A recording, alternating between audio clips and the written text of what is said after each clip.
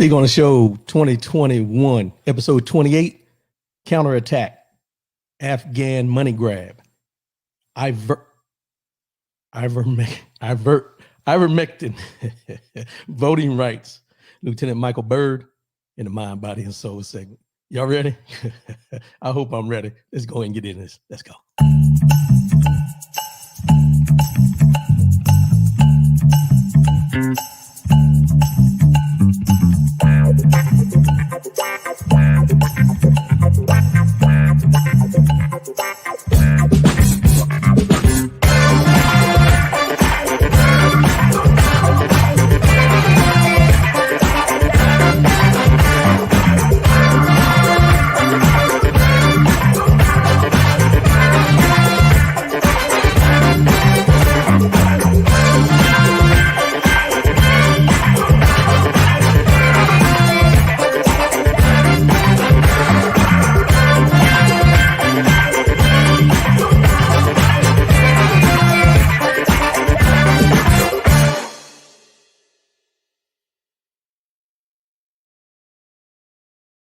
Good morning, good morning, good morning. Welcome to Speak On. I'm your boy, R.W. Coolins.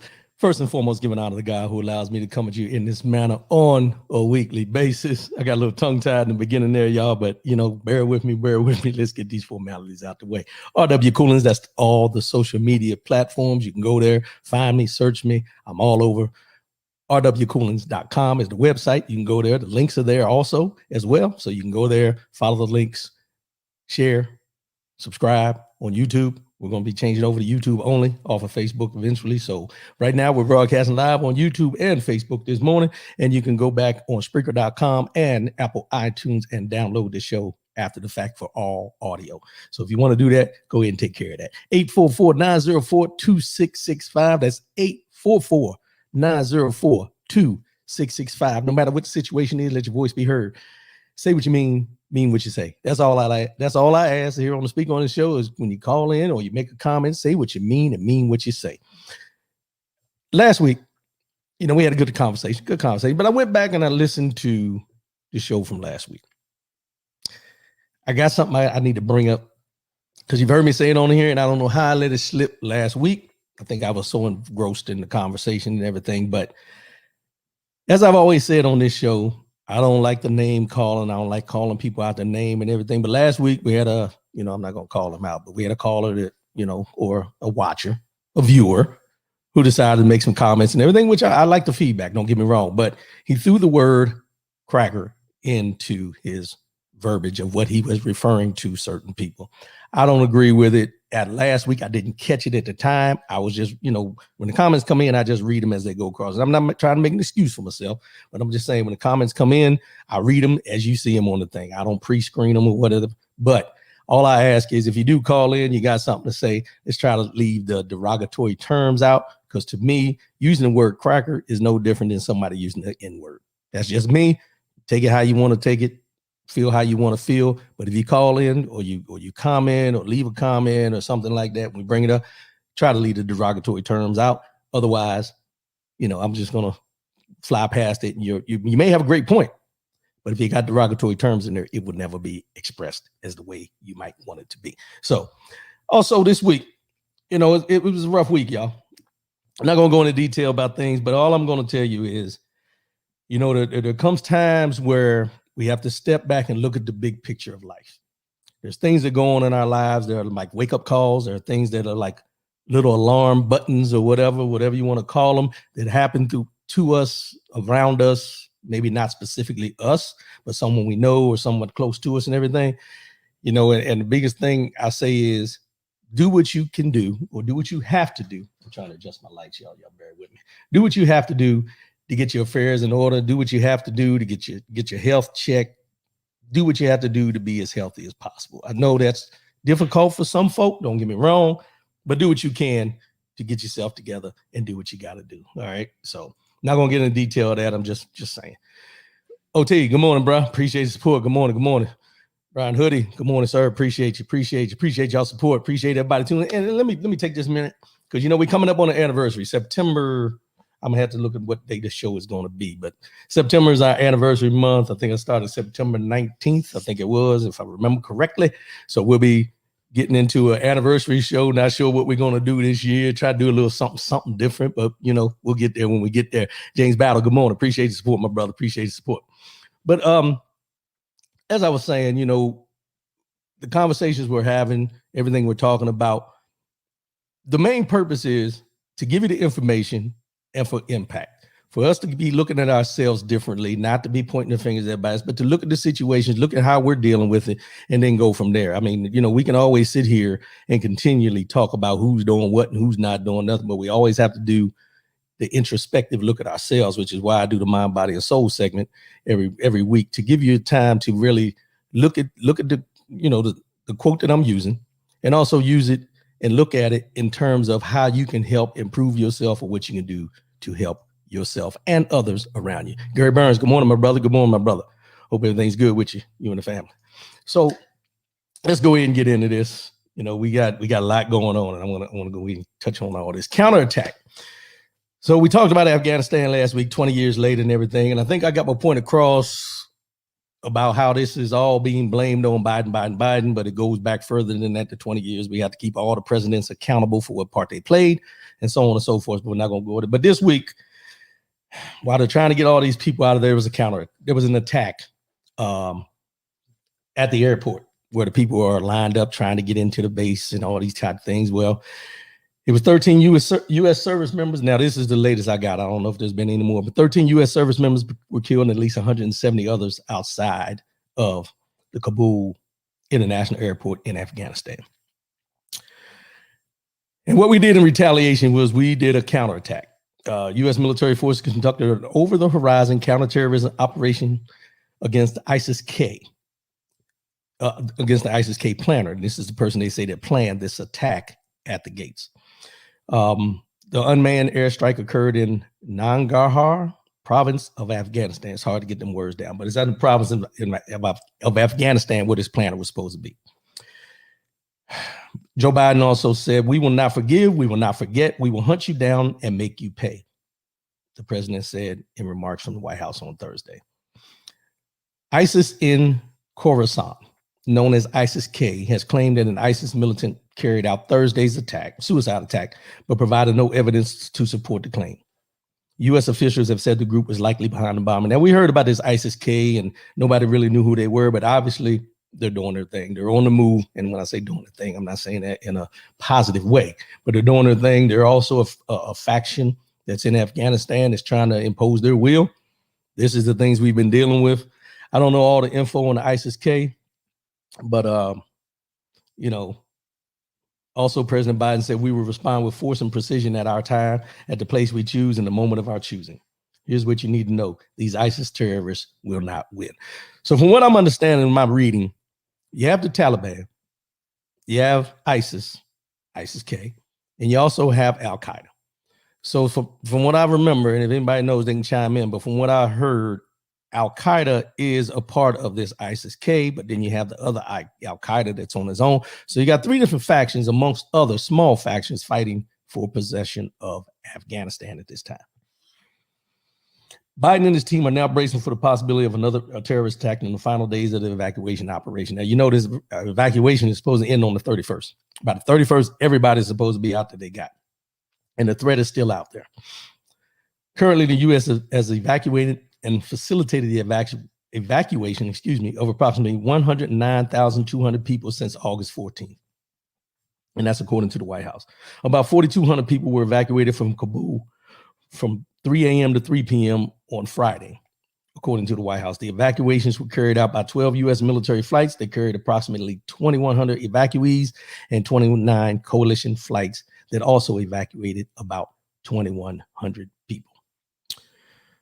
The State Department spokesman, Ned Price, said earlier that there are approximately 500 American citizens we are currently working with who want to leave and with whom we are communicating directly to facilitate their evacuations.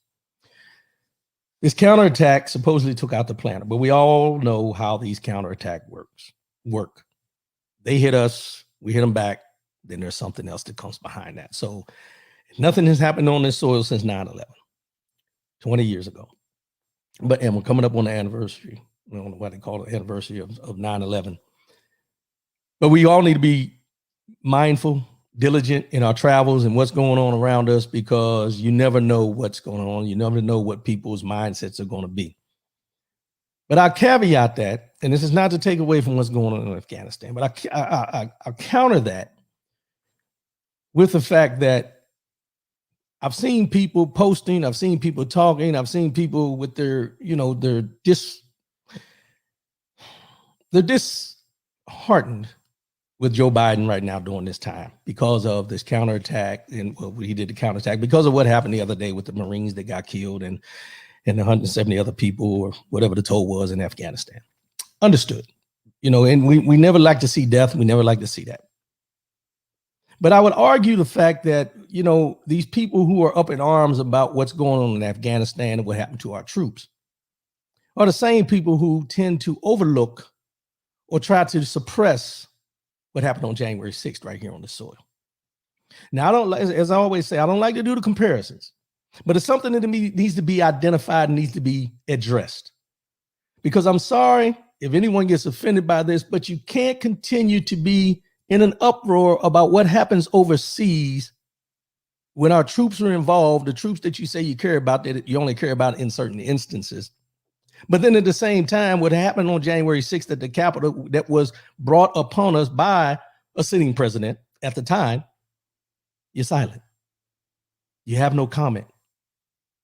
It didn't happen. This is where the hypocrisy, from my view, comes into play.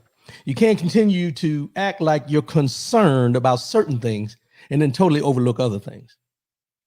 What happened in Kabul, Afghanistan, is tragic. Should not happen. But what happened on January 6th should not happen either. And just like we're concerned about what may happen as a follow-up in Afghanistan, we should still be concerned about what may happen against the Capitol right now. It didn't go away. It's just been suppressed. These are the things we got to pay attention to. These are the things that, when you really look at the bigger picture, we all have stake in this, whether it's in Afghanistan or whether it's here on this soil.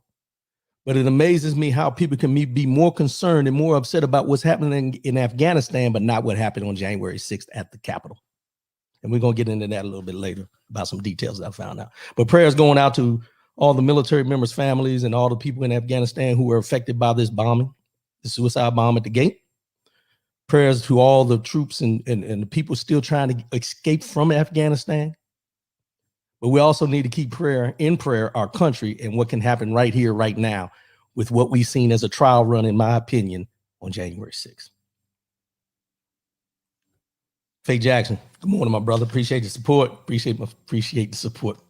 Kamiko Soul King, appreciate the support. To my brother Harold, what's happening? All right. So let's go on, keep on going on this. We got a couple things we want to touch on. Afghan money grab. So we just talked about Afghanistan, how they're trying to evacuate people out of there. And there was this big back and forth about whether they were going to be able to get all the people out, how long it was going to take, whether there were going to be delays, all the different things you can think about when you're trying to do an evacuation. But this one jumped out at me, and I think it's something that we all need to pay attention to, because again, these are the things that we tend to overlook and suppress and act like they don't happen. Jacqueline Diggs Barnett, good morning. Good morning. Happy birthday as well. Enjoy yourself. So, Afghan money grab. Eric Prince. Everybody remembers who Eric Prince is. Eric Prince is the notorious Blackwater founder. And he was the one that had mercenaries over there killing people during Iraq and all those type things. And they were letting them get away because he was a government contractor at the time. But there was a lot of things that they were doing that they shouldn't have been doing. You know what I'm saying? But also, he is the brother of Betsy DeVos, former Secretary of Education. Betsy DeVos, that one. So this week, he decided that he had a golden opportunity to make some cash. So he's currently charging $6,500 per person for a spot aboard his chartered planes out of Kabul, Afghanistan. Let me read that again. He is charging $6,500 per person to get you out of Afghanistan on his personally chartered flights. This is a time of crisis in Afghanistan. I understand that there's charges and there's costs associated with what you do. I'm good with that. But why does it seem that each time we have some kind of conflict, these people that are government contractors per se, that are all about helping the country per se, look for the money grab? They look for the money grab. And this one, he's known for this. And just give you some background, his Blackwater guards were convicted of killing civilians in 2014 while providing security for Americans during the Iraq War. And he said he was charging $6,500 per passenger to get them safely into the airport and on a plane. And it would cost extra to get people who have been trapped in their homes to the airport. It remained unclear whether Mr. Prince had the wherewithal to carry out his plans. Now, they're saying this was a plan, but just the fact that he had a plan to do this makes me, it raises some alarms with me. At one point during the Trump administration, and this gives you some background, Steve Bannon tapped Eric Prince to replace U.S. troops, to come up with a plan to replace U.S. troops in Afghanistan with Prince's army of mercenaries. That didn't work out, but Prince kept busy in recent years by overseeing operations to spy on so-called Trump enemies in government while misleading Congress in the Russian investigation. Now he's back scrambling to make one last buck from the crisis in Afghanistan. The old war hawks are truly enjoying the spotlight. So all the folks who straddle the fence about Afghanistan, what's going on over there, and what happened at the Capitol and all that, are silent about this money grab that he's doing, or he's attempting to do, or that he thought about doing. The fact that it made news and it was a thought is an issue. $6,500 a person for people who are fleeing, trying to save their lives from the Taliban. And he's charging you $6,500 to get you out. Now, some people will pay it because they want to survive. But why wouldn't he just offer his services to go in and get them, charge the government, but not charge individual prices to get these people out of there? This is why I call it the Afghan money grab. And this is one story we heard. You know, all the other ones, you got to go back. During the Iraq War, Dick Cheney, who was in charge of Halliburton, had every government contract in Kuwait to help deploy, redeploy, all those different things. He stepped down from his position of being over Halliburton, put somebody else in charge, but he made money off of the Iraq War. This is what happens. This is what we do. And when I say we, I say as Americans, this is what we do. We look for a way to make money off of situations. I don't get it, y'all. I don't get it. I messed this up earlier. Ivermectin. Everybody heard about Ivermectin? If you haven't heard, you're fitting to hear. Stores in Oklahoma are struggling to keep Ivermectin, a drug used, watch this now, to deworm large animals, in stock. This stuff is flying off the shelves, y'all. In Mississippi, 70% of the recent calls to the state's poison control center are about ingestion of ivermectin, formulations meant for animals and purchased at livestock supply centers. Calls to Alabama's poison control center regarding ivermectin have more than doubled as of late. Why, you ask? Are people taking a medication? People are taking a medication for horses and cows because some irresponsible Republican elected officials and conservative media have spent months touting ivermectin as an effective treatment for COVID. And who is it? The notorious one, Wisconsin Senator Ron Johnson. He was the first one to bring it out. He was on the show with Laura Ingraham on Fox News, of course. He brought it up, trying to push it, saying people should take that in spite of rather than taking the vaccine. He said you should be taking this and ingesting it and everything. It'll clear COVID up. This was what he said, not me. But this is why people are out here buying this stuff over the counter. And then I'm going to get into it a little bit more. Good morning, Michelle Long. Appreciate your support. So in late 2020, he held a hearing as chairman of the Homeland Security and Government Affairs Committee that featured not one, but two doctors who advocated for the use of ivermectin to treat COVID-19. In June, he was suspended from YouTube for a week. Ooh, They kicked him off YouTube for saying this. After posting remarks made at the Milwaukee Press Club where he touted ivermectin as well as hydroxychloroquine as a cure for COVID-19. Fox News' Laura Ingraham has worked to amplify Johnson's claims about ivermectin as well. Now they're saying there are formulations of ivermectin approved for human use in the United States, but it's intended for intestinal parasites and conditions such as head lice and rosacea, which is topical. You don't ingest it, it's topical. You don't ingest it, it's topical. By ingesting this, these are the side effects that you can get. I know none of my listeners will do this, but I'm just giving you, the information just in case you decide to take this instead of the vaccine. It can cause nausea, vomiting, diarrhea, hypotension, which is low blood pressure, allergic reactions, which is itching and hives, dizziness, ataxia, which gives you a problem with your balance, throws you off, seizures, coma, and even death. So these people who choose not to take the vaccine because they say it's not proven are rushing to livestock stores to buy this ivermectin off the shelves. And they're running low.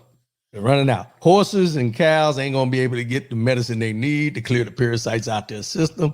But we got a bunch of people that are going to be having their system clean because they're going to get diarrhea, dizziness, might go into a coma, could die. They don't care. But they always push back on the vaccine.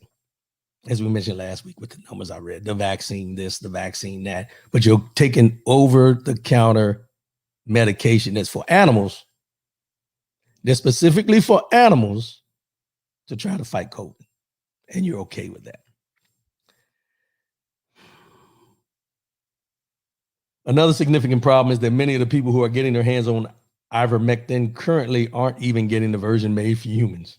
Animal versions can be highly concentrated and dangerous for humans, as I just read. Last Saturday, the U.S. Food and Drug Administration, seeing the reports on ivermectin use, felt the need to tweak this.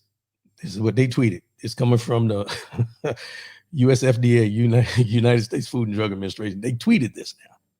You are not a horse. You are not a cow. Seriously, y'all, stop it. It's as blunt as you can be. This is what they chose to tweet to try to get across to these people that you are not a horse. You are not a cow. Seriously, y'all, stop it. Cut and dry. That's all you need to hear. That's all I need to hear if I was on playing ticket. I was like, whoa, the Food and Drug Administration tweeted this? But here's the thing. They're not even listening to the Food and Drug Administration when it comes to what's good about the vaccine and what's negative about the vaccine. They're not listening to any of that they have to say. They say they're liars. They're working for the government. Yeah. And this is what's truly remarkable in the growing number of people willing to ingest a drug primarily meant for animals is that many of these same people refuse to take on any of the three COVID vaccines. These vaccines have been authorized for emergency use. And now the Pfizer vaccines have full FDA approval. But you still want to take ivermectin across the counter for animals rather than just taking a vaccine that could save your life. So you rather have the diarrhea, go into a coma, hypotension, all the different side effects that you can have from either one. You can have side effects from the vaccine as well. Let's just be real. But I think I'll take my chances with something that was made for the human body rather than something was made for a horse or something that was made for a cow to eliminate parasites within their system. Now, I guess, I'm just going to go on here. I guess these people that are taking this feel if they clean out their system, expunge all the, toxic waste within their system, that the COVID will come out with it. I ain't going for it. Y'all believe it if you want. Y'all deal with it if you want. From my end, it don't make sense. And it shouldn't make sense to anybody out there doing it, but this is what they choose to do. Let them do it. Let them do it. It doesn't make sense, but I'll keep an eye on this because it's going to get worse before it gets better because everybody's going to try these different things in order to try to avoid getting the vaccine, which has been proven. And as I mentioned last week, it's a just in case. 2 weeks ago, it's a just in case. It's not saying you won't get it, but it's a just in case you do get it, so you do survive. People, man, people, what the hell's going on? Excuse me. Voting rights. Voting rights. We've been talking about this for a long time. And we've been talking about this so long that a lot of people didn't even realize that this weekend, it's been 58 years since the March on Washington. Since Martin Luther King Jr. gave his I Have a Dream speech, 58 years. And in those 58 years, we've seen the voting rights do this, done this over and over again. They're changing things. People are eliminating things. They're stopping people from being able to vote. All the different things you can think of. Every week, good morning, sis. Appreciate the support. All the different things you can think of with the voting rights that we've been talking about, how they're taking people's votes away, voting rights away, and everything like this. But let's get into this real quick, because the voting rights march is this weekend. It's today, a matter of fact. It may have already started, not sure. But this week, the House did a vote for the John Lewis Voting Rights Act. It passed 219 to 212. No Republicans supported the vote. All Republicans voted no. All Republicans voted no.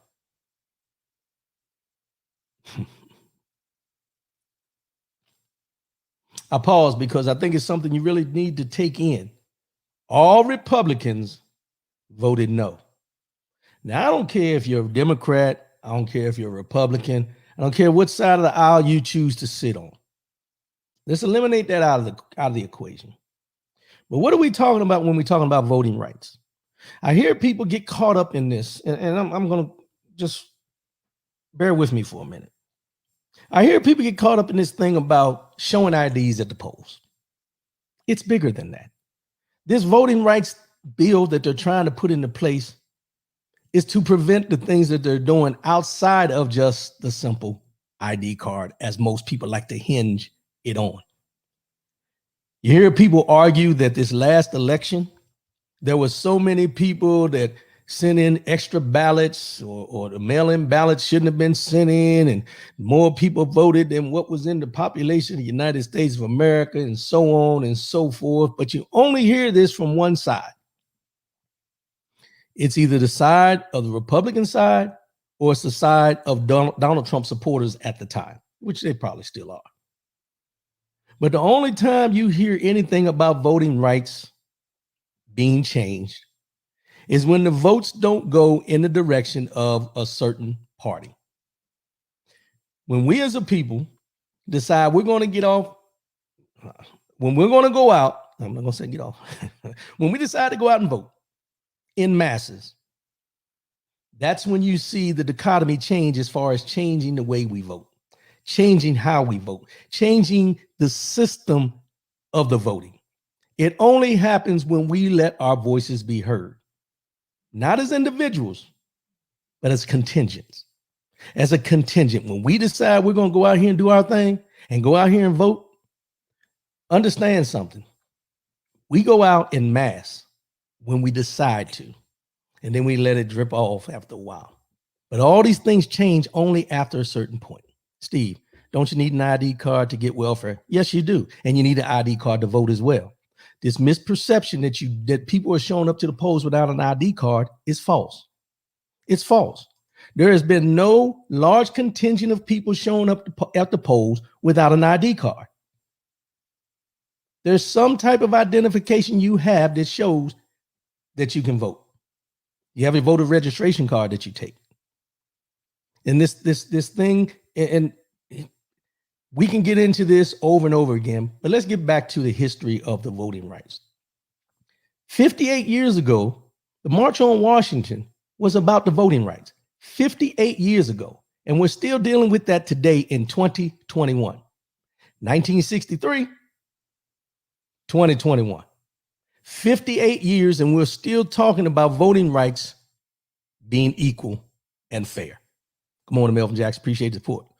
So what does that tell you in 58 years? In 58 years, have we not made any progress, or have we made enough progress for them to recognize that if they keep the voting rights the way they're supposed to be, that certain people would never be elected into office? You hear them talking about with the immigration and things like this. They don't want immigration to happen because a lot of political people say if they let immigration happen, most of the people coming here will vote Democrat, which means they won't be reelected into their offices. So are we letting people in depending on who they vote for, or are we letting people in immigration because, you know, they need to be free from whatever tyranny they're dealing with in their own country, the country they're trying to flee? Now you can talk about the voting rights and the ID cards and more people voting than needed to vote, but why are you trying to overhaul the entire system? There's tweaks here, there's tweaks there that we should make all the time. I'm cool with that. It's just like recently I seen that Dominion Voting, the ones that do the voting machines, are suing Rudy Giuliani.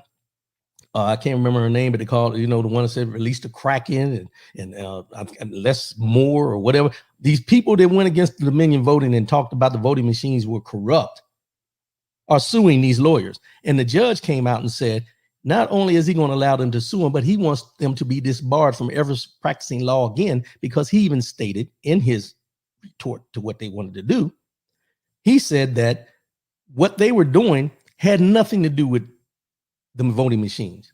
They were just trying to cause discord in the election. That's it. But if you look, and I had to find it in here, Shelby versus Holder.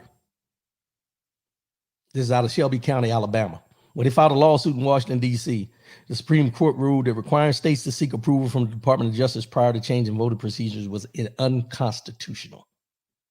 So the Shelby versus Holder voting rights thing that they're trying to push back on was shot down by the Department of Justice. They said that the Department of Justice cannot dictate to states how they do voting. Okay. But this Voting Rights Act will change a lot of that, because it will not give the states, you know, the authority to just make their own rules as they go. It goes along with the gerrymandering, when they keep changing these county lines and city lines of what suburbs they want to include in the area so they can win other than the other suburbs. They're trying to separate it so the potential of votes that they want to get are not concentrated in one location. Or they're putting these lines where they get more votes in there and they separate it out. You see the maps on election night, how you'll be looking at the state of Maryland and they pinpoint down on PG County because there's a majority African-American community in PG County. So they look at that and they talk about the number of votes that'll come out of there could change the race. So what do? You start changing the lines as far as where and how many people are counted in one section compared to another section. Along with the census, where you get all these people with the census, and that dictates how many congressmen and senators each state gets to have. So if you're changing the rules along the way of how these things are counted and how things are done, and if you remember, the census was stopped by Donald Trump halfway through. Why? When you don't want true numbers, you stop. When you don't want true results, you change things. The changing of the Voting Rights Act, that's why they're marching now. 58 years, we're still fighting for the same thing, voting rights. Now, as I mentioned, this is one of the statements that somebody said. With at least 17 Republican-led state legislatures passing voting restrictions recently, Democrats and voting rights advocates said the bill will ensure ballot access for minority voters. Now, let me go back for a minute, because it says in here that Shelby versus Holder, as mentioned in 2013, in 2021, right now, state lawmakers have introduced over 400 suppression bills. 400 suppression bills. Suppression bills means each one of these states have enacted things to suppress the will of the people to get to the polls and be able to vote. They've changed the rules. Like in Atlanta, we remember they said you couldn't eat or drink in line. You had to show your ID, which everybody showed an ID. I think that's a misnomer, but you know, hey, it is what it is. But this is what Nancy Pelosi said the other day. It's unpatriotic to undermine the ability of people who have the right to vote and to have access to the polls. As John knew, this precious pillar of our democracy is under attack from what is the worst voter suppression campaign in America since Jim Crow. Unleashed by the dangerous Shelby versus Holder, as mentioned in 2013, as I mentioned in 2021, state lawmakers have introduced over 400 suppression bills. This is what Nancy Pelosi said on the floor the other day. And this is what Reverend Barber said. These voting rights and suppression is not just hurting black people. It's hurting brown people. It's going to hit Asian people. It's going to hit Native people. It's going to hit disabled people, and they're going to hurt poor and low wealth people. And so we saw historic passing on the Voting Rights Restoration Act, but it can't die in the House. We've got to have it passed in the Senate, which is the problem. They don't think it's going to get past the Senate because, the filibuster, which I still need to do more research in, they don't have a filibuster, so they're thinking that this is not going to pass in the Senate. When we see states run amok, we need federal oversight. If it wasn't for federal oversight, we not only would not have gotten the Voting Rights Act, we wouldn't have gotten the Civil Rights Act. After the Shelby versus Holder decision, we saw states like North Carolina and Texas restrictive voting laws, and those voting laws are suppressive, oppressive, and depressive. They stop the people who need to vote from voting.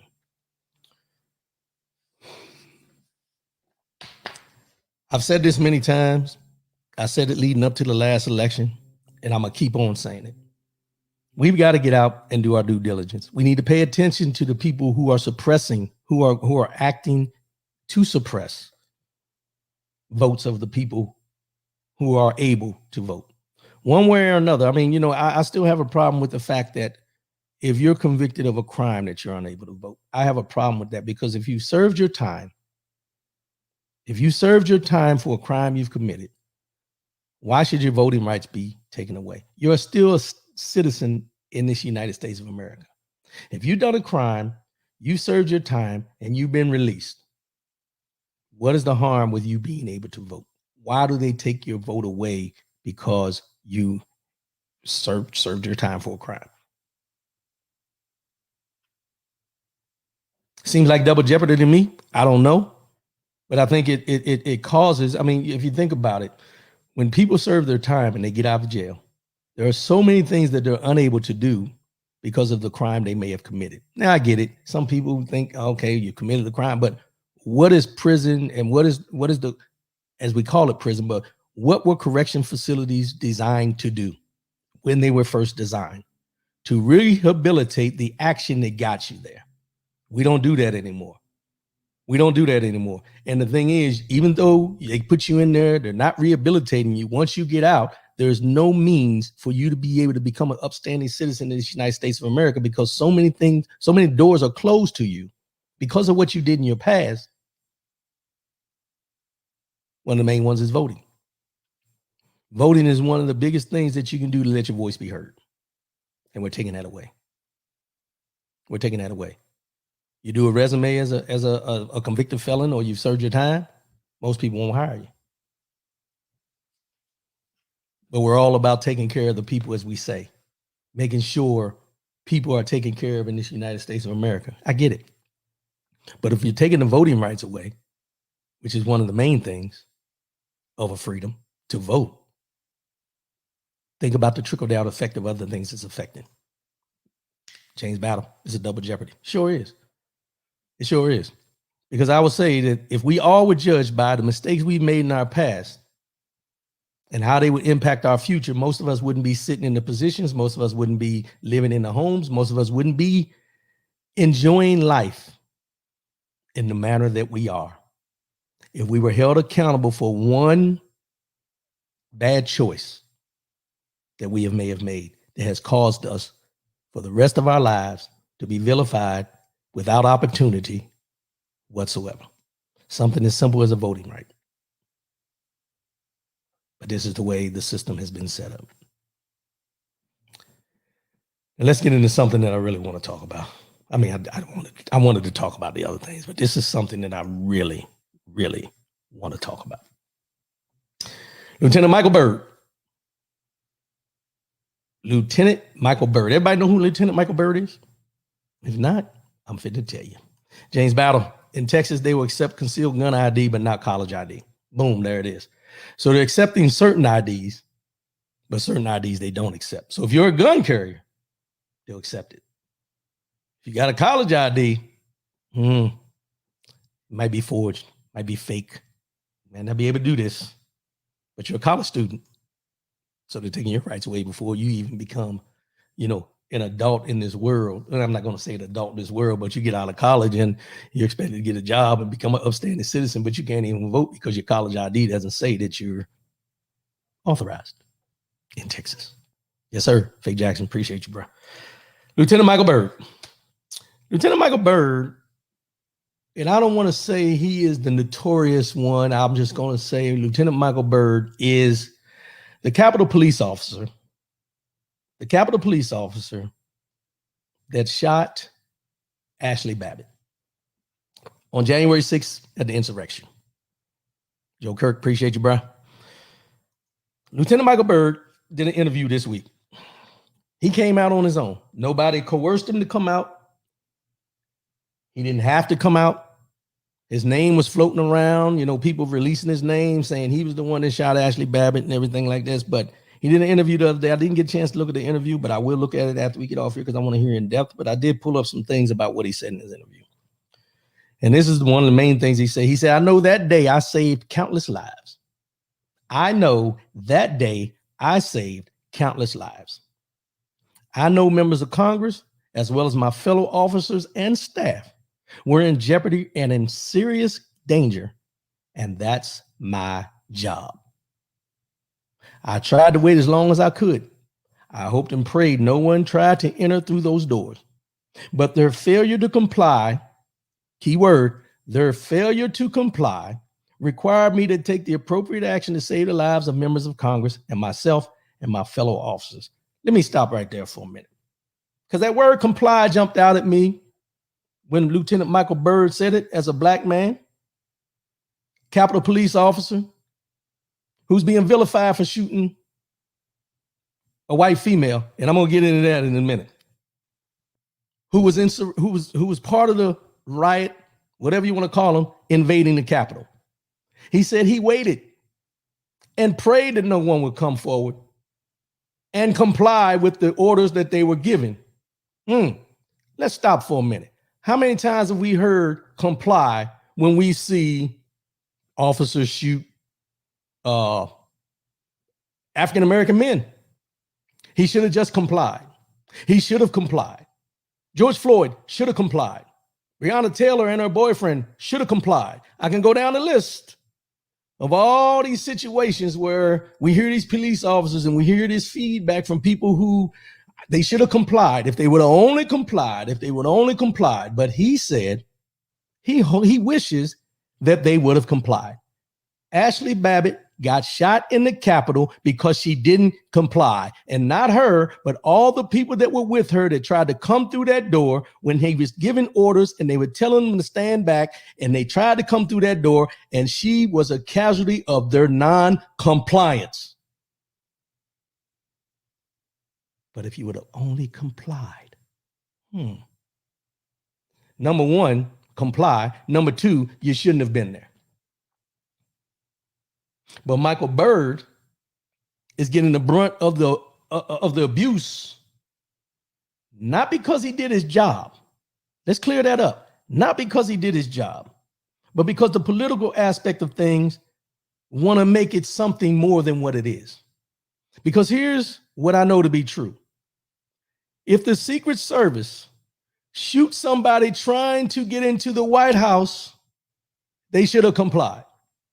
If the Secret Service shoots someone trying to get close to the president or do harm to the president, they should have complied. So if these people were in the Capitol trying to get to Nancy Pelosi and the other politicians that they didn't agree with on that day, they should have complied. But we don't hear that. We hear this argument that they had a right. That's the people's house. No, wait, time out. So if that's the people's house, that means we can go in there and do and run amok and do whatever we want anytime, any date? Or is it only when you don't agree with what went on leading up to the insurrection on January 6th?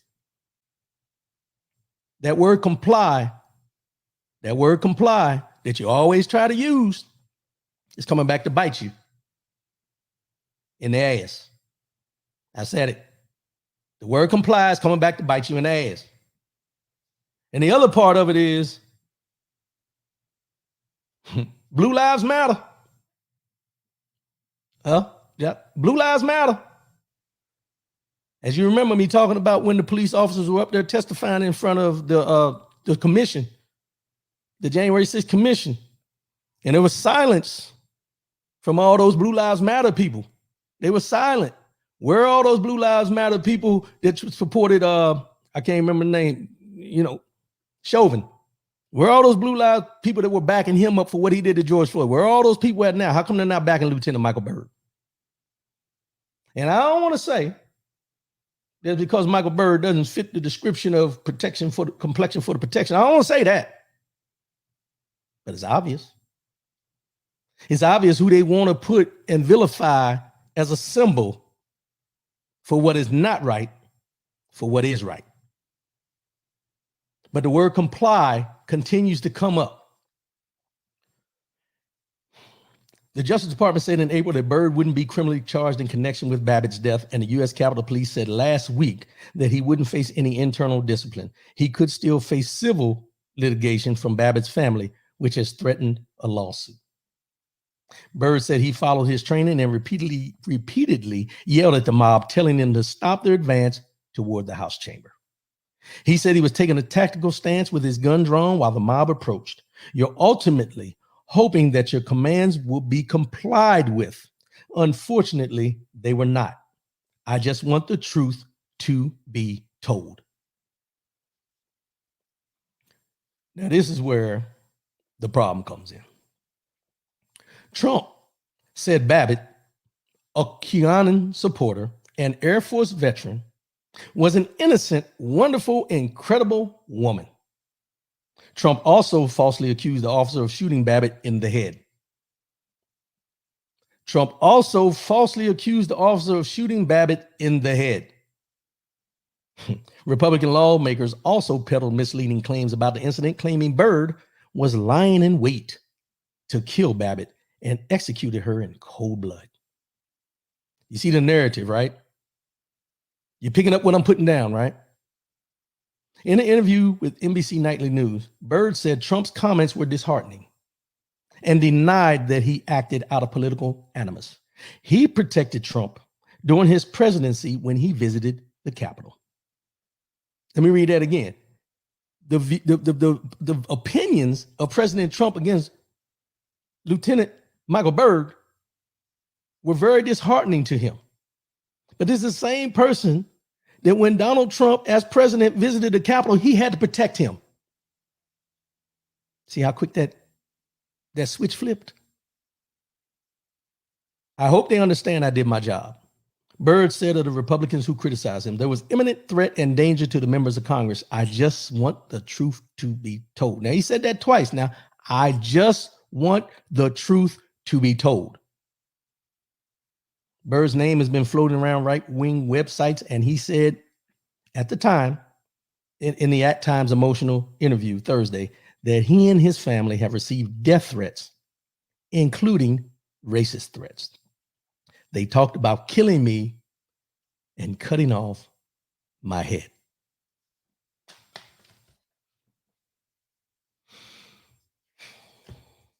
They talked about killing me and cutting off my head for doing my job.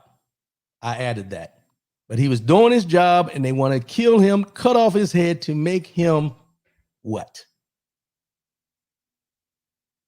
So they felt that they should be able to go into that Capitol, do whatever they want to do, beat up police officers and everything, and not one shot was going to be fired? Or was it that they didn't expect one shot to be fired because they had the complexion for the protection? James Battle. These people were trying to overthrow the government. They should have all been dealt with the same as we would deal with other terrorists, foreign or domestic. That's the oath they took, and so did we.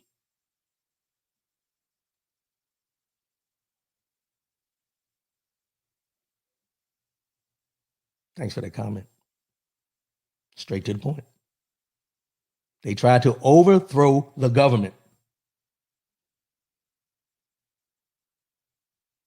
Now, here's a question I will ask. If more people would have been killed on that day for the insurrection on the Capitol by more police officers, what would the narrative be? Because in all reality, every officer there had the right to start firing. But the question I have also is, why were they so constrained? Why did they hold back so much on that day? Was it because there were so many people? Because most times once you shoot a gun, people scatter. Let's just be honest. People scatter. From my experience and from what I've seen, people scatter. But from what we know, the one shot that was taken was the one that killed Ashley Babbitt. That's why this is a powder keg with Lieutenant Michael Byrd. Faye Jackson, as you know today, a lot of black people will be protesting in D.C. They will be marching to the Capitol to see how they will be treated versus 6th January. Well, you know, the argument will be, well, we took different precautions this time because of what happened on January 6th. Has nothing to do with the people that are there. Has to do with we don't want another January 6th to happen. I don't think you'll have a problem with what's going to happen here, because if that was the case back in 58 years ago, we would have stormed the Capitol and did some things if we really wanted to with the amount of people that were out there. But notice the restraint that was shown 58 years ago. And then you have to take into account 58 years ago, who was the person standing on the podium giving the speech compared to who was giving the speech on January 6th. Two different worlds, two different agendas, two completely different leaders, if you want to call one of them that.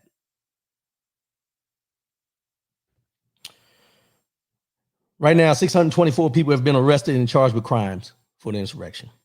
Only 30 of the 624 have been charged or have entered a guilty plea. Only 30 have entered a guilty plea out of 624. That's where we're at. But let me add on to that. Lieutenant Michael Byrd. This is where you have to realize that the world is big as we see it, but it's small when it comes to certain things. Joe Kirk, all which happened on that day, the only thing said is that a black officer shot a white person who would not comply. Boom, there it is. So you let me do all that, and then you want to just put that blunt statement up there. You could have said that from the beginning. I wouldn't have had to talk about all that. Appreciate that, bro. Appreciate the information. Faye Jackson, I agree. Next week, this question will be before us. Exactly. It'll be before us because the question will be, how are they so calm? How are they so calm? And behind closed doors, I'm pretty sure the conversation goes like this. We do so much to them, but they're so calm. They're so calm. But as soon as we start looting and everything, the world's coming to an end. It's just amazing to me. But Russian TV, and normally I wouldn't talk about another country, but this has to be addressed. Russian TV has this besmirched Lieutenant Michael Byrd, for months and revealed his ethnicity long before he was publicly identified. State TV hosts and pundits repeatedly described him as a black officer and outrageously attributed his motives for shooting Babbitt to reverse racism against white people. Thursday broadcast of the Russian state TV show 60 Minutes. Yeah, they got a 60 Minutes. I watch 60 Minutes here every week, but not this one. Never this one. Much appreciated, bro. They went all in on that demented line of attack with a segment entitled Black Racism. Now, this is in Russian now. Mind you, this is in Russia on Russian TV. During the episode, host, Olga, I'm going to just call her by her name. The host named Olga claimed, sensation in the case of the Capitol riot. Today, during prime time, the most liberal American television channel will air the interview with the black policeman who shot an unarmed white woman, a follower of former President Donald Trump, Air Force veteran Ashley Babbitt. Ashley tried to walk from one room to the next through the door broken by somebody else, but instead was struck by the bullet. This is coming out of Russia now. She was trying to walk from one room to another room where somebody had already knocked this door down that she was trying to pass through, and she was shot. This is Russian TV. This is what the Russian TV is saying. She continued, the American justice system somehow managed to clear the officer of all charges. In case you didn't know, the policeman got away with it because he is black, and blacks are permitted to kill white people. I will remind you that when the dark-skinned criminal George Floyd, let me repeat that. I will remind you when the dark-skinned criminal George Floyd was accidentally choked during his apprehension, a white policeman was sentenced to prison for more than 22 and a half years. Not just George Floyd, not just the black man George Floyd, the dark-skinned criminal George Floyd. During a July broadcast of 60 Minutes, Olga repeatedly emphasized that Babbitt was a white woman and claimed that she was suddenly shot at point-blank range for no good reason. Partial footage depicting the events on January 6th was repeatedly played on the screen, but Olga didn't seem to notice the discrepancy between the images of the violence that ensued in the Capitol and her description of what happened. On August 4th, Olga described Babbitt's death as an instance of, watch this now, a Negro who offed a white protester. She proceeded to repeat her mantra that the policeman who killed Ashley Babbitt got away with it by virtue of being black, and ludicrously claimed that in America, in quotes, Negroes are starting to lynch the whites. In America, Negroes are starting to lynch the whites. On August 21st, the state TV channel 24 also claimed that the case against Byrd was simply squashed, when in fact Byrd had been cleared of wrongdoing. 3 days earlier, U.S. correspondent for the state TV channel Rosario One, Valentin Bagnagabal, whoever he is, condemned the quality of the inquiry into Babbitt's killing and complained that the officer who shot her is still walking free. Racism on Russian state television continually raises its ugly head, from the coverage of the Olympics to smearing Capitol officers who testified about the events of January 6th. Stoking social divisions in the United States is one of the Kremlin's favorite instruments of influence, and the coverage of Ashley Babbitt's case is no exception. Now, I bring that to you to let you know this. Racism is alive and well. I don't care how many people try to deny it. I don't care how many times you try to say it's not alive, it's not there, there's no systemic racism. This is in Russia. Who was the talking head for Russia for the last 4 years? Who was conspiring with Russia to get elected? I'm not saying that the former president is racist, and I'm not saying he's not racist, because I don't know his heart, so I can't say that. But what I will say is, normally what we do is we associate you with people who you associate with. So if you're associating with Russians who are racist, then 9 times out of 10, you have racist intent, or you have racial undertones associated with who you are. Just me, take it for what it's worth. But this is what I tell people as a military member who has served overseas many times. Racism is not only here on United States soil. I've seen it in Italy with the Africans that live in Italy.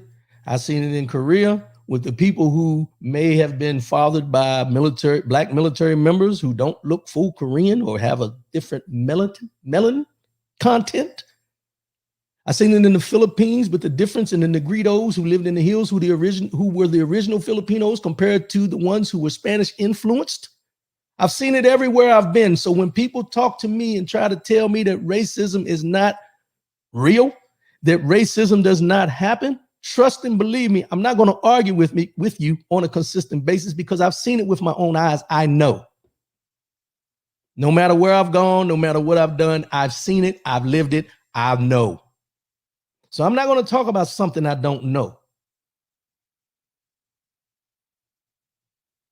But to hear this, to read this, and you've heard no political people come out and say anything against Russia with this, But I'm trying to figure out, when did we get so cozy with Russia? Because I remember the Cold War. I remember the Cold War. I remember all that stuff where we used to have to do these exercises and they had to come over and check the missile sites and all that kind of stuff, not to put that stuff out there, but they had to come and inspect certain things to make sure we were all on the same accord because of the war, the Cold War. So when did we get so comfortable with Russia? Just a question. Just a question. I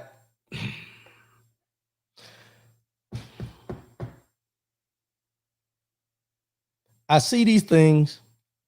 I report these things to you. I give you this information because I think it's something that we all need to hear and we all need to know. Racism is not only in the United States of America. When we hear about people that come here as immigrants or decide to come here for asylum, they pick up the same traits. They pick up the same traits. And I'm not sure, and I guess I will never understand how other nationalities come to the United States, integrate themselves into the freedoms that are supposed to be afforded to them in this United States, and then become racist towards people that look like me. While all along, if they really look at it, the fact that they're in the United States was fought long and hard for them to be able to even get here by people that look like me. But once you're here, you gravitate to the ones that are suppressing people that look like me and people that look like you. But now that you're a United States citizen, it doesn't matter to you anymore. Because as long as you can use your chain migration to bring your family members over and bring them here and everything, immigration doesn't matter no more, because now you're a citizen and you can express your freedoms. And most of the time, those freedoms come into play where they don't like people that look like me. I don't get it. I don't get it. I won't understand it. And there's nothing you can say that's going to make me change my mind, because I'm trying to figure out how this cycle continues to go. How this cycle continues to go. And no one does anything to try to stop it. 58 years later, and we're still talking about the same thing that Martin Luther King Jr. was fighting for when he stood on his steps and said, "I have a dream." You don't have to judge a man if you see the context of his or her character. This is true. This is true, Joe Kirk. But here's where the issue comes in. Most people don't find the time to find the content of anyone's character. They're so quick to judge you by what you look like, where you come from, where you live, that nobody takes the time to get to know you as an individual. We're all judged accordingly, and we all will be judged accordingly when the time comes. When the time comes. Let's get in this mind, body, and soul, because I'm running a little over today. I got caught up in that. Y'all bear with me. Mind, body, and soul. We're in year 2021. It's about all taking care of yourself, taking it one day at a time, self-help, self-care. That's what we're doing. And the mind, body, and soul today goes into what we've been talking about. And it's a quote from Martin Luther King Jr. And it goes just like this. There comes a time when silence is betrayal. There comes a time when silence is betrayal. There comes a time when silence is betrayal. As I mentioned about the article about Lieutenant Byrd in Russia, when I talk about our politicians who are trying to change the voting rights and different things like that, when I talk about all the things that we talk about on a weekly basis where injustices are being done on a consistent basis to some people and not some people and everything like that, you know where I'm going with this. But there comes a time when silence is betrayal. And this comes into play with everybody who can hear me today. When things are going on around you and you see these things happening and you choose not to, quote unquote, speak on it at that time, you need to start looking at your silence as being a betrayal of the person it is being done against.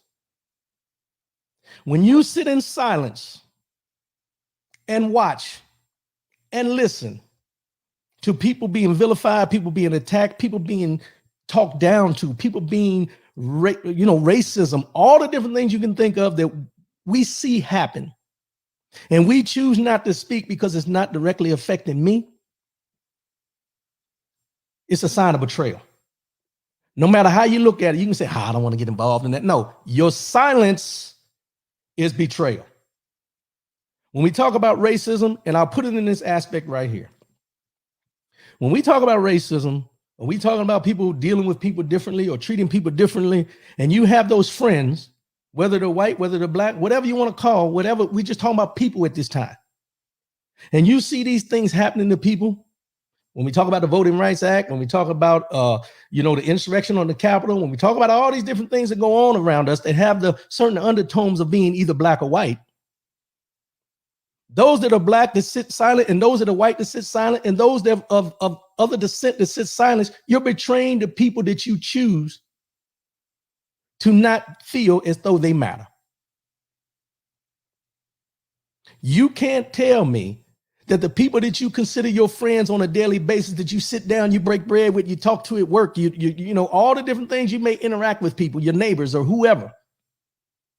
And you see all these things going on TV, but you don't have those discussions about what's going on or how you feel or why you stand. You don't have the time to ask the question of why these things are happening or why people feel a certain way about what's going on.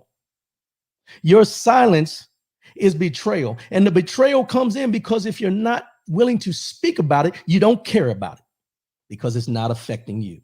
You don't want to get into the conversations of racism because you don't want to talk about it, because most times we're involved in the conversations that deal with racism as a joke because it's not affecting you.